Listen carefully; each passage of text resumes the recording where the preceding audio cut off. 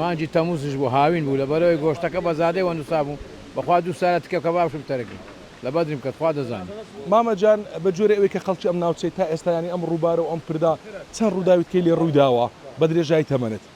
بەخوای لێنا بەس لەو زادەی بێخارێ قەڵابەک تەقی و TNT تێدا بوو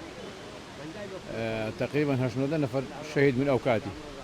مانجی هەفتش بوو تەموز بوو 12 نەفەر شتشوا بوو 10 بوون 12 بوون مانجی تەموزش بوو هاوین بوو لەبەرەوەی گۆشتەکە بە زادەی وەنووسا بوو بەخوا دوو سارە تکە کەبابشم تەرەگرت لە بەدرم کە خوا دەزانێت. جەلێرە ئەو کارە ساتە ڕوودا ساڵی 85 ساڵی 85 مانجی هەفت بوو تەموز بوو. ئەمە ئەو شتە بکە تا ئێستا لە بیرت نەکردووە؟ بیرم نەکردێ ناوەڵە یعنی پشکە گۆشتەکەم بە زادەی وەدیتن یعنی بچی تکە کەبابی سۆر بوونەوە پشکە گۆشتەکە ئەوەم قەت دەبی ناسی وەڵە هێشتاش کەوێ ڕاستمە بیرم دێتەوە وەڵڵا لەسەر زادەی بێخاری ئەوە لەو لۆفەی کە لە شەڵالی بەساکە یعنی ذیکرایەتەکە ئێستاش لە بیرم ناچێت.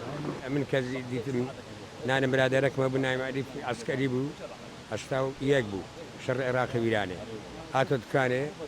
چاش خواردە و حافز بوون کردی گوتێتا بە وەخت بەریدەکەی بگەینێ لەو دەمیشتیارە لە عسکەری غەریبانێ و لە سەگەری دەستە دیانێ گەران